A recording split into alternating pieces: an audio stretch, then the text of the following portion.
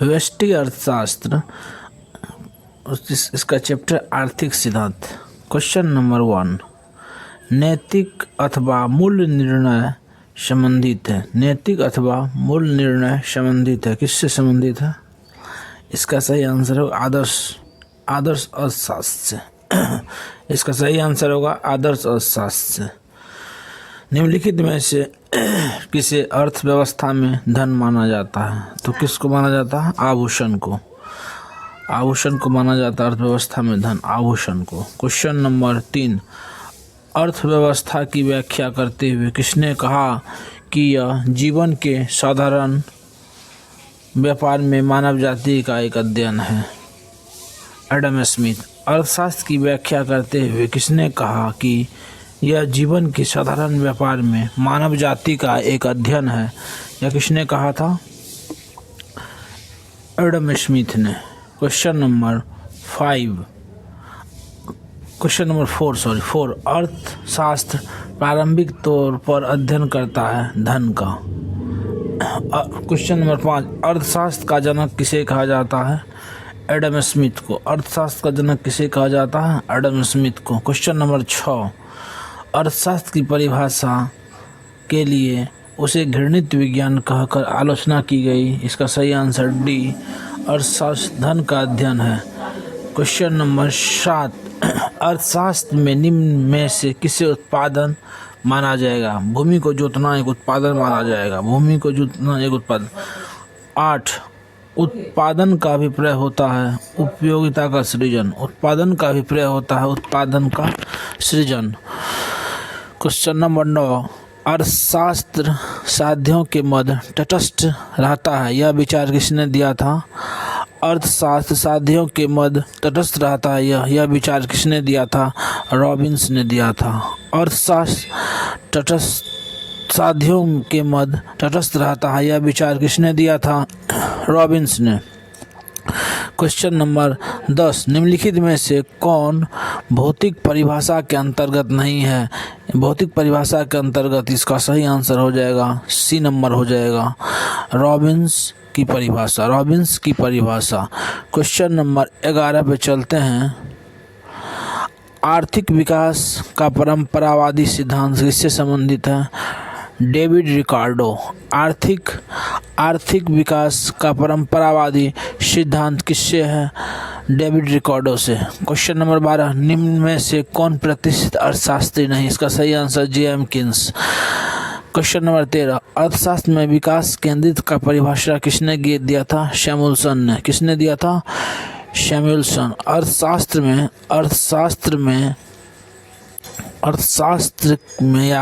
की विकास केंद्रित परिभाषा किसने प्रतिपादित की थी?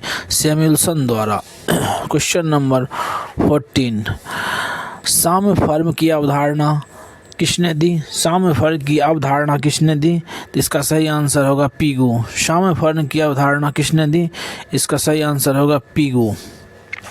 क्वेश्चन नंबर 15, एक सिद्धांत है एक प्रमाणक परिकल्पना। एक सिद्धांत है एक प्रमाणक परिकल्पना का। क्वेश्चन नंबर 16, यदि एक सीधी मांग रेखा एक वक्र रेखीय मांग वक्र को स्पर्श करती है तो दोनों मांग वक्रों की लोच स्पर्श बिंदु पर एक होगी। यदि एक सीधी रेखा एक वक्र रेखीय मांग वक्र को स्पर्श करती है तो दोनों मांग वक्रों की लोच स्पर्श करती है। इसका सही आंसर ए नंबर होगा, एक होगी। क्वेश्चन नंबर 17, अर्थशास्त्र चुनाव का विज्ञान है, यह कथन किसने कहा था? रॉबिन्स ने। अर्थशास्त्र चुनाव का विज्ञान है, यह किसने कहा था? रॉबिन्स ने। अर्थशास्त्र चुनाव का विज्ञान है, यह किसने कहा? रॉबिन्स ने। क्वेश्चन नंबर 18, आर्थिक सिद्धांत सेटेरियस पेरिबस शब्द का प्रयोग बताता है कि अन्य बातें अस्थिर हैं।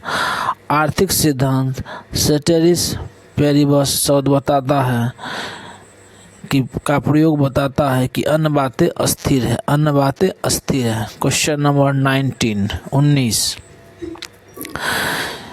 किसी विशिष्ट विषय से संबंधित समस्त प्रासंगिक तथ्यों को एक साथ संग्रहित करने वाले अर्थशास्त्र को क्या कहते हैं? एक साथ संग्रहित करने वाले अर्थशास्त्र को क्या कहते हैं? विश्लेषणात्मक अर्थशास्त्र। किसी विशिष्ट विषय से संबंधित समस्त प्रासंगिक तथ्यों को एक साथ संग्रहित करने वाले अर्थशास्त्र को क्या कहते हैं? विश्लेषणात्मक अर्थशास्त्र। विश्लेषणात्मक अर्थशास्त्र। क्वेश्चन नंबर 20 मकर जाल मॉडल के अनुसार अस्थायी संतुलन की अवस्था किस स्थिति में होती है? इसका सही आंसर हो जाएगा बी नंबर हो जाएगा। मांग अधिक तथा मांग की लोच पूर्ति की लोच से बड़ा है। पूर्ति की लोच से ग्रेटर देन है मांग अधिक तथा मांग लोच। मकर जाल मॉडल के अनुसार अस्थायी संतुलन की अवस्था किस स्थिति में प्राप्त होती है? इसका सही आंसर होगा बी नंबर। क्वेश्चन नंबर 21 पे चलते हैं। यदि मांग वक्र का ढाल पूर्ति वक्र के ढाल से कम हो तो संतुलन की प्रकृति क्या होगी? यदि मांग वक्र का ढाल पूर्ति वक्र के ढाल से कम हो तो संतुलन की प्रकृति क्या होगी? इसका सही आंसर होगा अस्थायी। यदि मांग वक्र का ढाल पूर्ति वक्र के ढाल से कम हो तो संतुलन की प्रकृति अस्थायी होगी। और चलते हैं अगले क्वेश्चन 22 पे। आंशिक संतुलन दृष्टिकोण को कहते हैं, आंशिक संतुलन दृष्टिकोण को कहते हैं मार्शलियन दृष्टिकोण। आंशिक संतुलन दृष्टिकोण को कहते हैं मार्शलियन दृष्टिकोण। मार्शलियन दृष्टिकोण। क्वेश्चन नंबर चलते हैं अब हम क्वेश्चन नंबर 23। मांग व पूर्ति की अंतःक्रिया से कीमत का निर्धारण को प्रतिपादित किया किसने किया? B Marshall. किसने किया? मार्शल। मांग एवं पूर्ति की अंतःक्रिया से कीमत निर्धारण को प्रतिपादित किया मार्शल। क्वेश्चन नंबर चलते हैं हम 24। मांग एवं आपूर्ति वक्र का विच्छेदन बिंदु निर्धारण करता है। इसका सही आंसर डी हो जाएगा। संतुलन कीमत मांग और आपूर्ति सभी। मांग एवं आपूर्ति वक्र का विच्छेदन बिंदु निर्धारण करता है। संतुलन कीमत मांग तथा आपूर्ति सभी। इसका सही आंसर हो जाएगा डी। क्वेश्चन नंबर हम चलते हैं 25। मुद्रा की मांग है क्या है? मुद्रा की व्युत्पन्न मांग। मुद्रा की मांग क्या है? व्युत्पन्न मांग। मुद्रा की मांग क्या है? व्युत्पन्न मांग। क्वेश्चन नंबर 26 पे चलते हैं कि श्रम की मांग कहलाती है व्युत्पन्न मांग। श्रम की मांग कहलाती है व्युत्पन्न मांग। श्रम की मांग कहलाती है व्युत्पन्न मांग। श्रम की मांग कहलाती है व्युत्पन्न मांग। क्वेश्चन नंबर 27 पे चलते हैं। Question number 27। साधनों की मांग को व्युत्पन्न मांग कहा जाता है क्योंकि? इसका सही आंसर है 80 नंबर। इसका उद्गम अंतिम वस्तुओं की मांग से होता है। इसका उद्गम अंतिम वस्तुओं की मांग से होता है। साधनों की मांग को व्युत्पन्न मांग कहा जाता है क्योंकि इसका उद्गम अंतिम वस्तु की मांग से होता है। Question number 28। किसी वस्तु की पूर्ति से बोध होता है। किसी वस्तु की पूर्ति से बोध होता है। इसका सही आंसर समय की प्रति इकाई पर मूल्य विशेष पर विक्रय हेतु प्रस्तुत वस्तु की मात्रा। किसी वस्तु की पूर्ति से बोध होता है। इसका सही आंसर हो जाएगा डी। समय के प्रति इकाई पर मूल्य विशेष पर विक्रय हेतु प्रस्तुत वस्तु की मात्रा। Question number 29। पीगू के अनुसार अस्थिर साम्य का उदाहरण है। पीगू के अनुसार अस्थिर साम्य का उदाहरण है भारी पेंदी वाला जहाज। पीगू के अनुसार अस्थिर साम्य का उदाहरण है भारी पेंदी वाला जहाज। Question number 30। साम्य से अभिप्राय क्या है? साम्य से अभिप्राय क्या है? इसका सही आंसर होगा ऑप्शन ए परिवर्तनहीनता की स्थिति से है। ऑप्शन बी उस स्थिति से है जब उपभोक्ता को अधिकतम उपयोगिता प्राप्त होती है। ऑप्शन सी उस स्थिति से है जब उत्पादन न्यूनतम लागत पर होता है। तो इसका आंसर डी हो जाएगा। क्वेश्चन नंबर 31 सामान्य कीमत है। सामान्य कीमत है दीर्घकालीन कीमत। सामान्य कीमत क्या है? दीर्घकालीन कीमत। सामान्य कीमत क्या है? दीर्घकालीन कीमत। सामान्य कीमत दीर्घकालीन कीमत। क्वेश्चन नंबर 32 प्रथम बार किस अर्थशास्त्री ने व्यष्टि एवं समष्टि अर्थशास्त्र जैसे पदों का प्रयोग किया? इसका सही आंसर हो जाएगा B Ragnar Frisch. Ragnar Frisch इसका सही आंसर क्या होगा? Ragnar fish. क्वेश्चन नंबर 33 निम्नलिखित में से किस अर्थशास्त्री का संबंध संकलन की समस्या से है? विकस्टेड का। निम्नलिखित में से किस अर्थशास्त्री का संबंध संकलन की समस्या से है?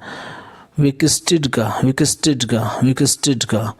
क्वेश्चन नंबर 34 निम्नलिखित में से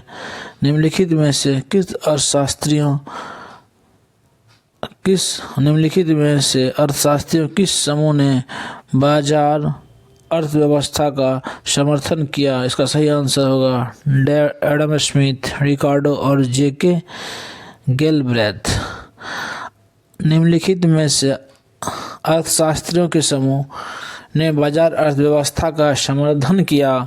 इसका सही आंसर हो जाएगा एडम स्मिथ, रिकार्डो और जेके गैलब्रेथ।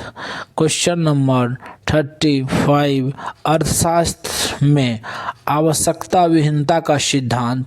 अर्थशास्त्र में आवश्यकता विहीनता का सिद्धांत किसने किया? तो जमशेद खुसरो मेहता, जेके मेहता। और आवश्यकता विहीनता का सिद्धांत किसने दिया? तो हो जाएगा आपको जमशेद खुसरो मेहता। क्वेश्चन नंबर 36 इच्छा विहीनता का सिद्धांत किसने दिया? वही जेके मेहता। इच्छा विहीनता का सिद्धांत किसने दिया? JK Mehta. Question number 37 linear programming के विचार को देने का श्रेय किसे है? अमेरिकन गणितज्ञ डेंटजिंग को। लीनियर प्रोग्रामिंग विचार देने का श्रेय किसे है? तो अमेरिकी गणितज्ञ डेंटजिंग को। क्वेश्चन नंबर 38 ना ये ख़त्म हो गया ये चैप्टर। अब हम कल क्वेश्चन नंबर 1 से चलेंगे उपभोक्ता व्यवहार पर। धन्यवाद।